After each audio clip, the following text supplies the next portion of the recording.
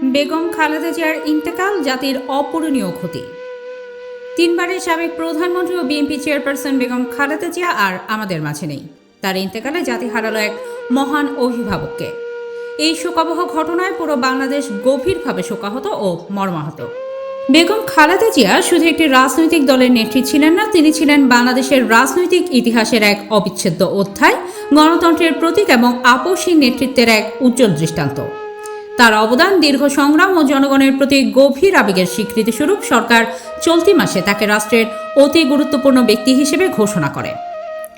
বাংলাদেশে গণতন্ত্র, বহুদলীয় রাজনৈতিক সংস্কৃতি এবং জনগণের অধিকার প্রতিষ্ঠার আন্দোলনে বেগম খালেদা জিয়ার ভূমিকা চিরস্মরণীয় হয়ে থাকবে।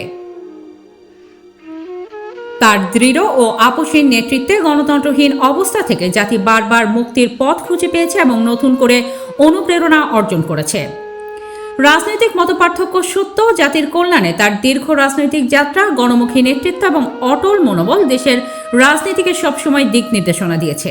তার মৃত্যুতে দেশ হারালো একজন অভিজ্ঞ, দূরদর্শী ও পরীক্ষিত রাষ্ট্রনায়ককে।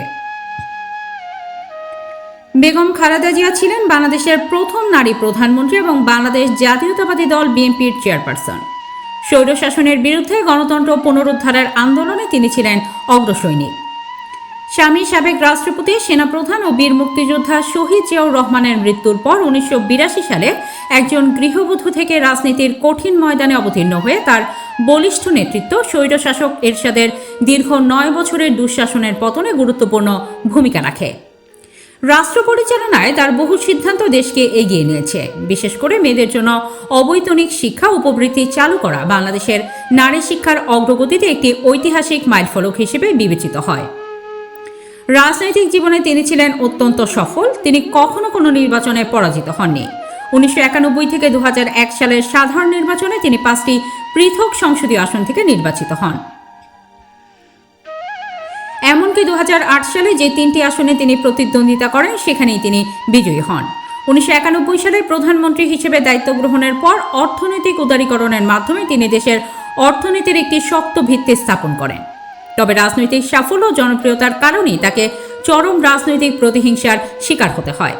মিথ্যা ও বানোয়াট মামলায় তাকে দীর্ঘ 17 বছর কারাদণ্ড ভোগ করতে হয় এবং দীর্ঘদিন কারাবাস সহ্য করতে হয়। জাতির এই অপূরণীয় ক্ষতির দিনে ইনফরমেশন মিডিয়া পরিবার দেশবাসীর প্রতি শান্ত থাকা ও ধৈর্য ধারণের আহ্বান জানিয়েছে।